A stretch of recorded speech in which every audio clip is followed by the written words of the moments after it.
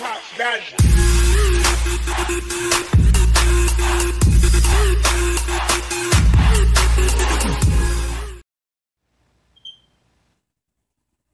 Welcome back.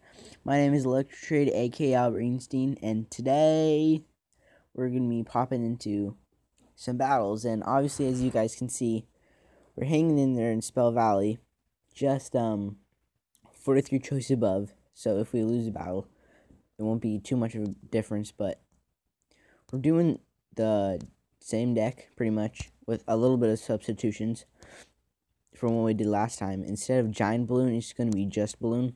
But if it's too hard to reach the tower, I might change it to just giant balloon. I like only balloon because it's cheaper and you get better defense out of it because you have more cards to defend. I'll have some Valkyries just because it's in the deck that I use, and I'm going to request arrows just so I can kill minion hordes. I ain't popping a minion horde. I'm popping arrows. Okay, so this is the deck that I'm not that one. I might be using that one, but right now I'm going to upgrade my tombstone just so it can do better as a card in general. Prince is pretty expensive, but I'm going to keep it as is. So let's pop it.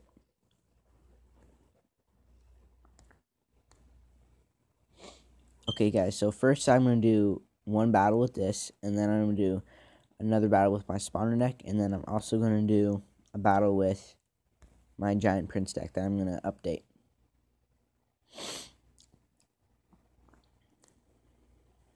Nice, Valkyrie swings, gets good damage off. My minions clean up the baby D. And I'm just going to have that muskie get a lot of value. By being able to kill the oncoming trickle of spear gobs and damage the bomber, and it still survives. Wow, that was good. I'm just gonna take the rest of that spear goblin's damage because I'm not gonna throw away 3 elixir just for. Never mind. This guy's like a semi-spawner deck.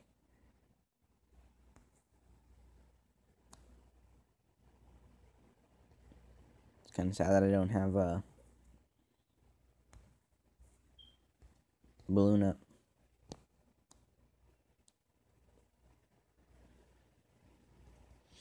But now I'm going to do Prince balloon. Well, I'm just going to do Prince on defense now because the reason why I wanted to do Prince balloon is so that I could be able to. He would put down minions because there was not a lot of air in the deck that I would use, and then he would be done for. But Spear Goblins is pretty annoying to defend against. Nope. I'm gonna lose this right tower anyway, so might as well just let it go.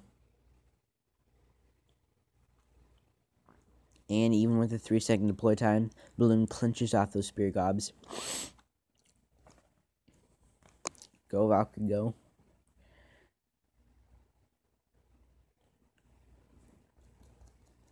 Setting up for a good counterattack.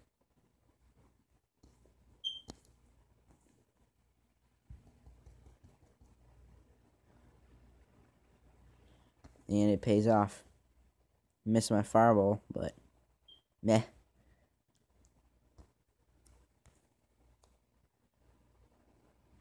I just keep on getting value. It's insane.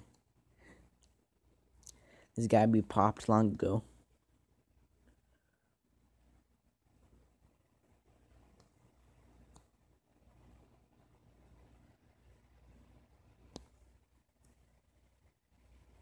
Let's hope he doesn't have any direct damage yet.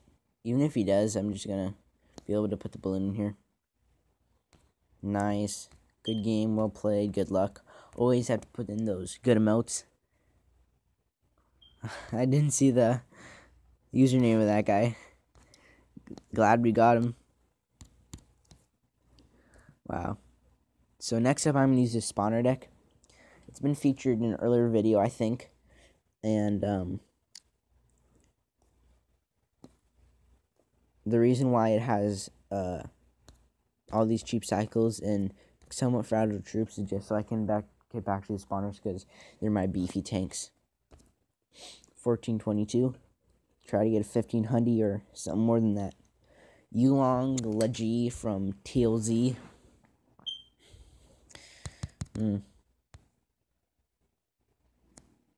Split archers. Just makes him have to pick one. Since he's not doing anything, I'll plop a barbarian hut. Spirit goblins aren't much of a danger or threat, and my barbarian hut will be able to tank. And as you can see, one archer gets a lot of damage.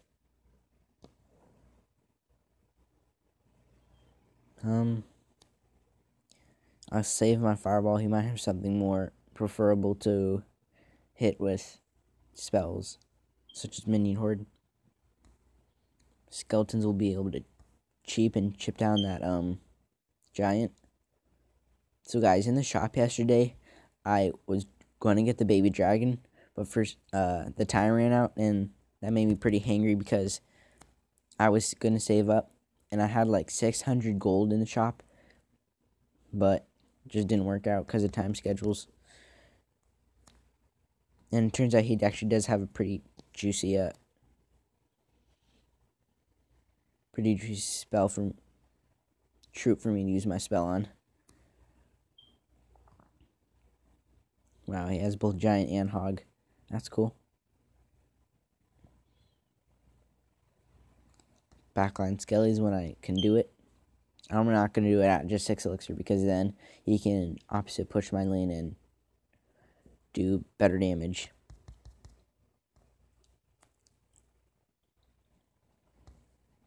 And guys, one pro tip, what you want to do is you want to generally save up to 10 elixir most of the time, not just go on red line and be at like 1 elixir and then plop down 1 elixir skellies, because this is what a lot of people do. Sometimes they're just like throwing away cards right now, and then they just, when they see a card that they can afford with elixir, they just like do this kind of thing, and it's not what you want to do. And this guy doesn't really know how to clash because he just threw his giant into oncoming swarm of units, which I ain't thinking is working, but whatever floats your boat, even if it's broken, man. And the swarm is coming. We got it. It's not that hard to play this spawner deck. All you have to do is just plop down buildings and do a little bit defense. Now, I ain't a mathematician, but I think that was a positive elixir trade. Okay, now I'm gonna make a prince deck with zap because there might be a lot of skarmies, and I don't want it to be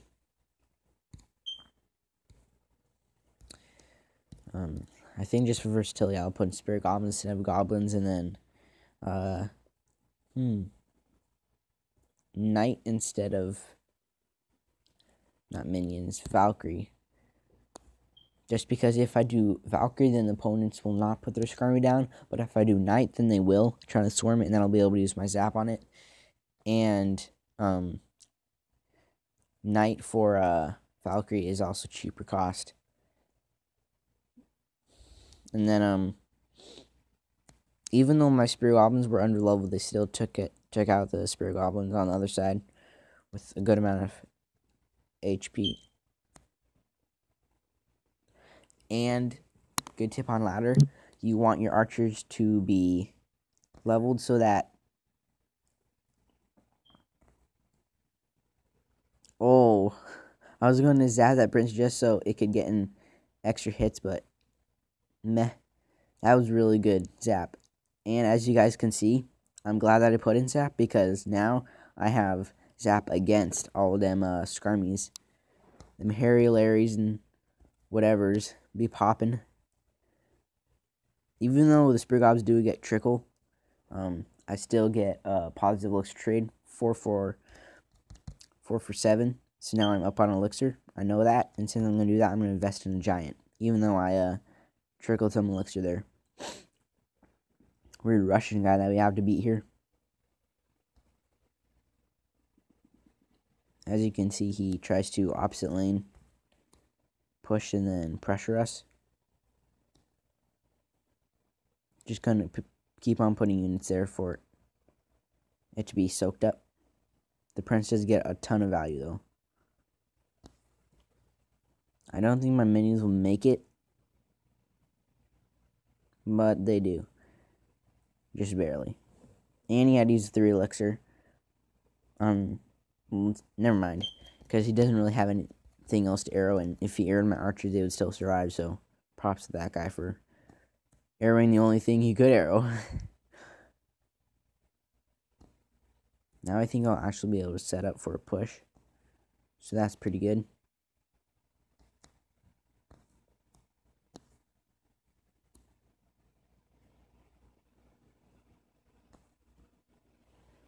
That was a late fireball. Opponent gets good damage on my giant, even though he does get in one whacking. Now's my time to do it. I'm just gonna go all in with giant. Never mind.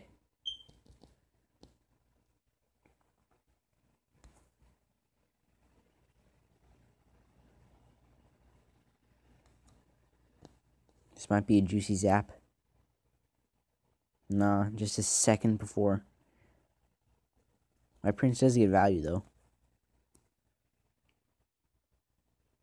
All I really have to do is just cycle and then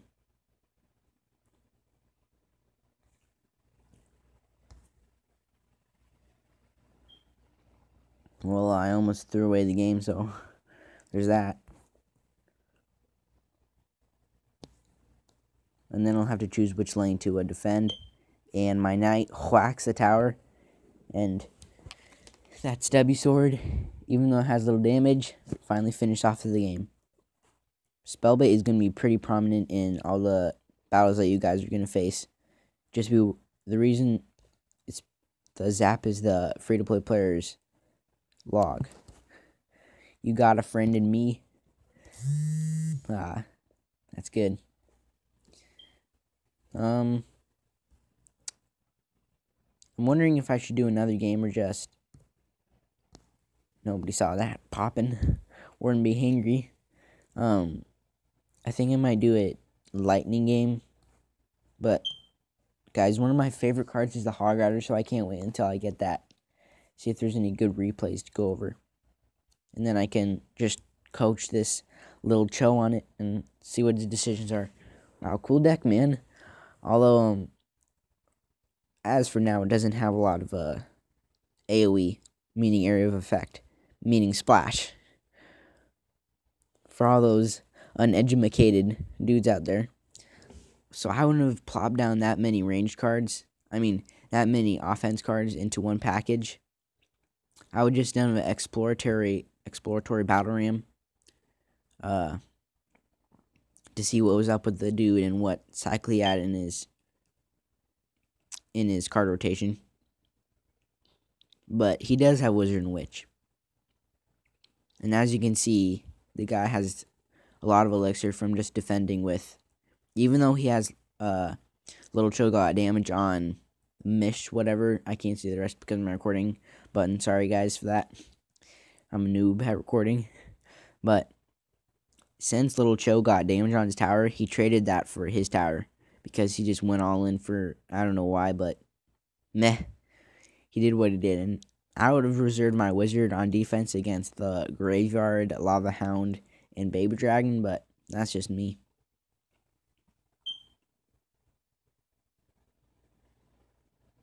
And if that witch was alive just a little bit more. Plus, Little Cho is, again, throwing away one of his good counters to Graveyard, such as guards. And even if they can't counter it because of their low level, they can still stop it well. Bandit's good.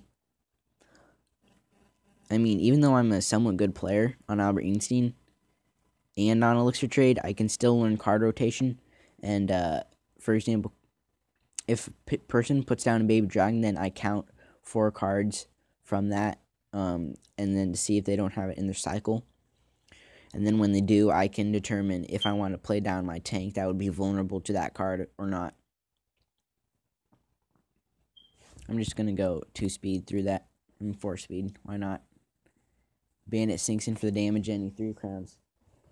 The guy up top should have definitely won because he had a ton of win conditions that could have made it to the tower, but he just didn't utilize them for the offense.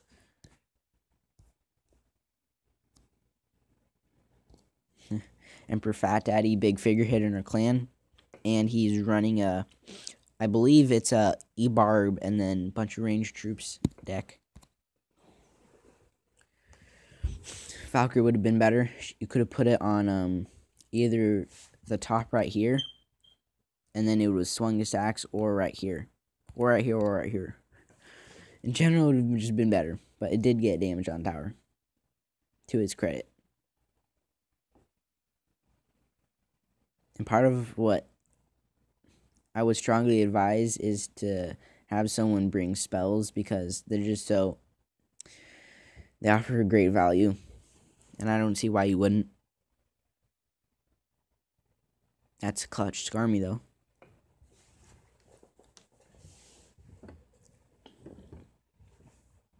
I would have put Knight when the bomber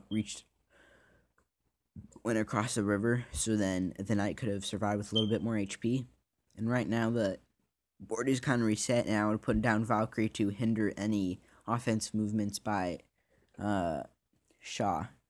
And I'm only going to say Shaw because that's the only words I can see.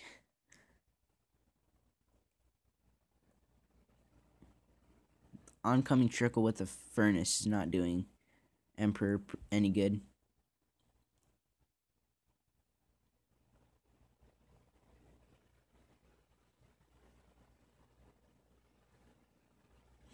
I think he might take it, though.